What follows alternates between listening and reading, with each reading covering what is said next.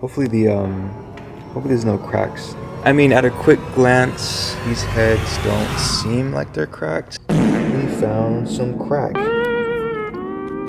pieces of crack. I think you can see. I think foreigners are supposed to have, this engine's supposed to have the dual tippy. Hey yo, what the fuck? Spark plugs. This only has single tippy. A bunch of jizz flies out. Why are you gay? Look at all the wacky. I'm sitting here looking at Keisha like, do you love me? Do you love me not? Chocolate milk.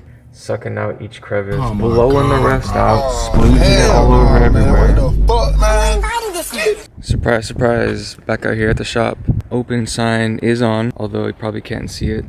Oh, there you go. So let's see what's going on with Project MILKT 4R. And this is episode 2, by the way. And boom, look at that. Quite a bit has changed. Got obviously all the timing gear off, intake manifold out. The heads are just about to come off, but I want to take a little break, clean up, play some music. I was watching actually I should play that again. I was watching the Joe Rogan and Theo Von, podcast while ranching. Got all that goodness off. And speaking of goodness, look at this chocolate milk situation we got going on there. Hopefully there's no crack in the heads, but I guess once we get the heads off, we'll be able to see. I think I'll be replacing this. I don't know. It's recommended to replace at least the wires. Sensors are super expensive, so I've heard. But look at all the chocolate milk and baked oil. Like, look at this. There's so much sludge kind of looking oil in there. Also, I accidentally broke the valve that sits right here. So I gotta figure out what I'm gonna do about that. But if you go over here, here's the cams. I haven't even given them a good look yet. Just been placing them there. And then in the back, once again, you guys already know, this is my parts bench. Because there's actually a lot of stuff. Oh shit, I almost dropped that. Intake manifold, looks kind of funny. First time doing a V6. Got the gas cap popped open so I could vent the fuel system. And what else we got? Oh, next I gotta do all the exhaust hardware. I should spray those while taking my break, and then we'll get back to it. Okay, so time has passed by, but not much has changed. I got the exhaust manifold off on the passenger side. Not fun doing exhaust on this thing. But it's already midnight now, so gonna have to wrap it up for the night and come back out tomorrow and get back to it. Alrighty, check it out, check it out. Got the heads off. I mean, this head gasket looks to be in very, very, very, very, very poor shape. Supposedly it was changed, but as far as the records show on the car's service history, I don't see any history of this thing being documented as having a head gasket job. So maybe it's like a little DIY kind of thing that got done, but I don't know. I mean, this thing is like absolutely cooked onto the block. So I kind of, like, look at that. Does not want to lift at all. I kind of find it hard to believe that this thing was ever changed. Absolutely baked on there. Let's take a look at the heads. Got some sunlight coming in. Kind of annoying. These things are so dirty. It's like the valve cover gaskets had failed. Got some chocolate milk leaking out from the cams. I mean, at a quick glance, these heads don't seem like they're cracked. I mean, really, really dirty. Yeah, I don't see any cracks. And I think foreigners are supposed to have, this engine's supposed to have the dual tippy spark plugs. This only has single tippy. I don't think that's a big deal, really. There's some rat doo-doo that is kind of chilling in the intake valley, but I didn't see any signs of rat damage on wires or whatnot. Yeah, it's quite dirty. Doesn't look cracked, but pretty dirty. Oh, you know, I want to get my straight edge on these heads and see if they're straight, because I kind of feel like if it did have a head gasket job, it might have not been decked, which is why it failed. I mean, who knows when the head gasket did get done, if it did. Kind of just a waste of time doing a head gasket job. And also, it seemed like the sealant they used for the valve cover was not the right sealant, because it's still like super squishy, like very, very, very squishy. So I don't think this is the right sealant, which caused the head or the valve cover gaskets to fail.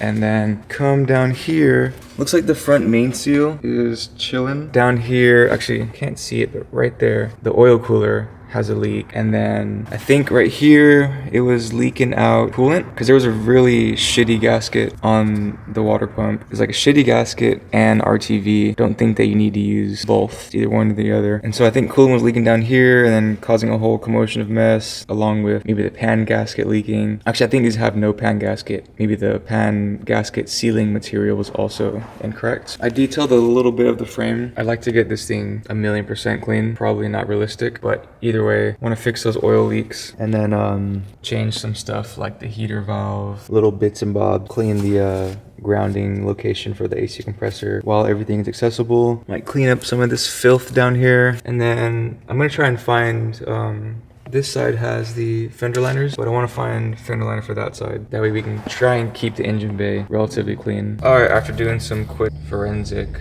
investigation, it seems that this area in cylinder 3 was the main culprit for the head gasket failure.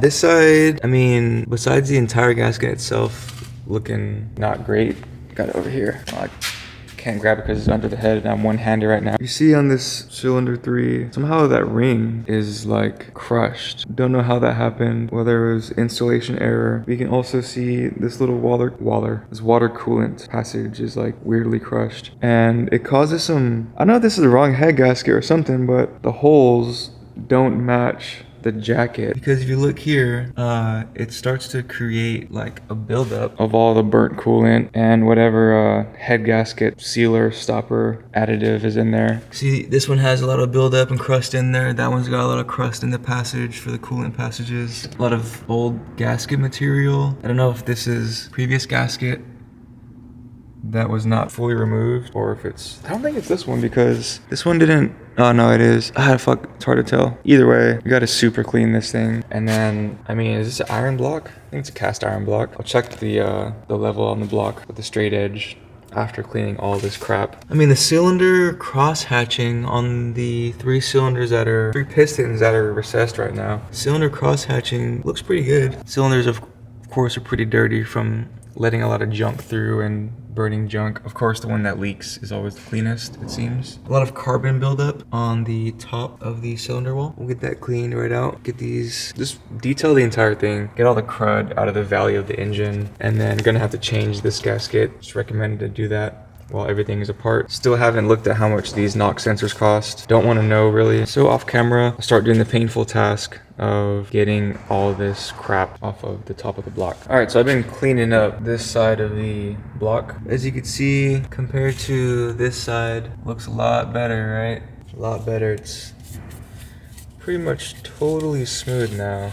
I'll probably go over it a bit more with some cleaning supplies, like right here. I feel there's some gasket material remaining on this edge, but for the most part, pretty clean. You see all this splatter everywhere. I've been taking the compressed air, shooting it into the water jackets, and so much calcium deposit is coming out of there. And I'm guessing that's from using like regular water and not distilled water. So I've been shop vacuuming all the jackets out. I mean, you can see like this hole is almost completely clogged up with some calcium deposit or something. And I'll show you right now, when I blow air into the jackets, a bunch of jizz flies out.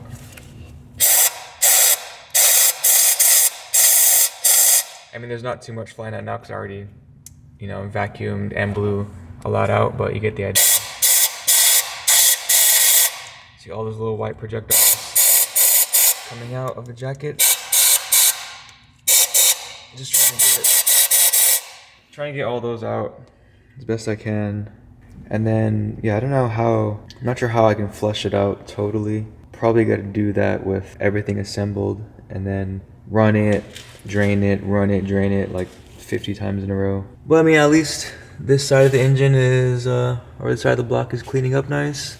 Took actually forever. I was considering just giving up, but just trying to see if I can make this thing work. Oh, where's my light? Where's my light? Where's my light? I want to record this. Look at all the walkie. I've actually never seen like first person chocolate milk. Pretty interesting. Looks kind of like a caramel sauce or something.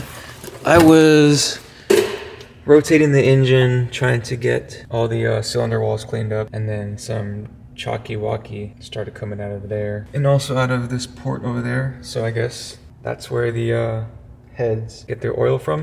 And then they drain down these bigger ports or something. I don't know. I don't really know the anatomy of the engine block, but I'm learning that these coolant passages connect, I guess, right where these freeze plugs are. Because when I was blowing air through, chunks were coming out of this side as well. And the engine bay is getting all dirty and chunky, but at least it's mostly clean. But yeah, look at this. Looks like one of those soft serve dispenser things. I'm surprised this engine was running hella smooth. I mean, besides smoking and stuff, like it wasn't skipping at all or doing anything like that. It's kind of mesmerizing. Was it oddly satisfying? Pretty silky smooth. Oh, it's almost done. Okay, that chocolate milk factory is about to close soon. Still haven't taken a look at the heads yet because I was grilling and chilling earlier and going to absolute town. Oh yeah, I got the I put this guy machining edge onto this on the block, and it seems like super flat, so I think the block is fine in terms of not needing like machining. I didn't put a feeler gauge under it, but it seems to sit pretty flat. That's good. I won't even bother checking the heads because they're gonna get machined anyways. Once the chocolate milk is done draining, I can close that plug and then continue to cycle the cylinders. Everything moves like real nice and smooth. Really nice and smooth. Nothing hanging up. So I don't know if I'll do it tonight, but fuck. Gotta get the passenger side of the block cleaned up like this side is. And then I guess I'll start putting together a parts list. I started building a parts list on Rock Auto, but I get so carried away wanting to buy a million parts. So I'm gonna try and keep it very simple. I had to pause the tunes real quick so I could show you guys this one. You know when you're at the dentist and they're like scraping your plaque off? That's what I feel right now. Getting all the plaque, calcium deposit plaque off of the teeth of this 5VZ. And yet, most of it is falling inside because I'm not able to catch it right now. But once I get all of it collected at the bottom, I'll take the vacuum, get it all out. But look at that, just knock that off to the ground. Don't want these to fall into the oil passage. Maybe I shouldn't do these ones on camera. Okie doke. Passenger side of the block looking a lot better. Still some areas that need to be cleaned up some more, but I wanted to show what I'm using to clean out the cylinder passages.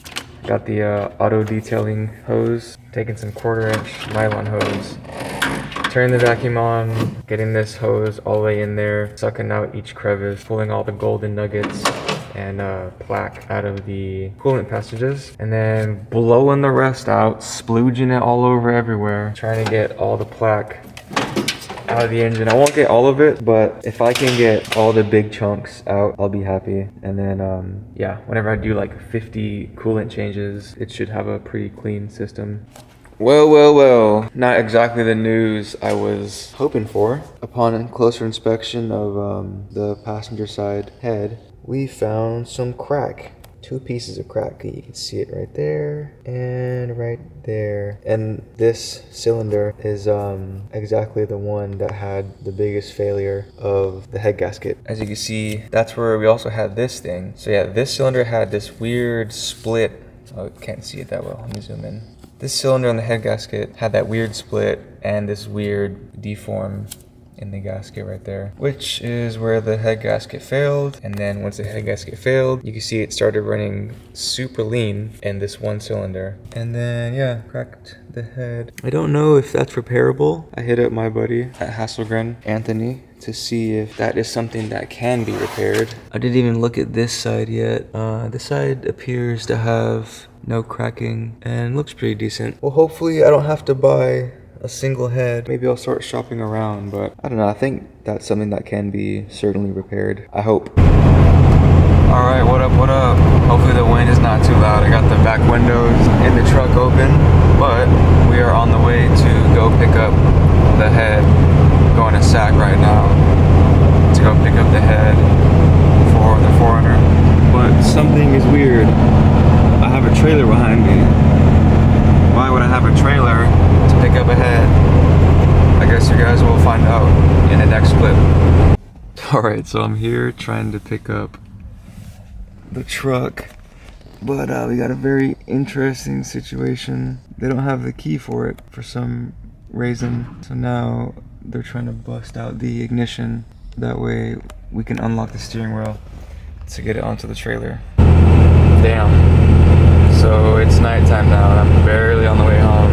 It took so long to get this truck on the trailer. Words can't even describe. But yeah, almost to the shop kind of. Alrighty, check it out. We're getting fuel in the truck. And here is the abomination that I bought for 600 bucks. Quite the experience getting this thing.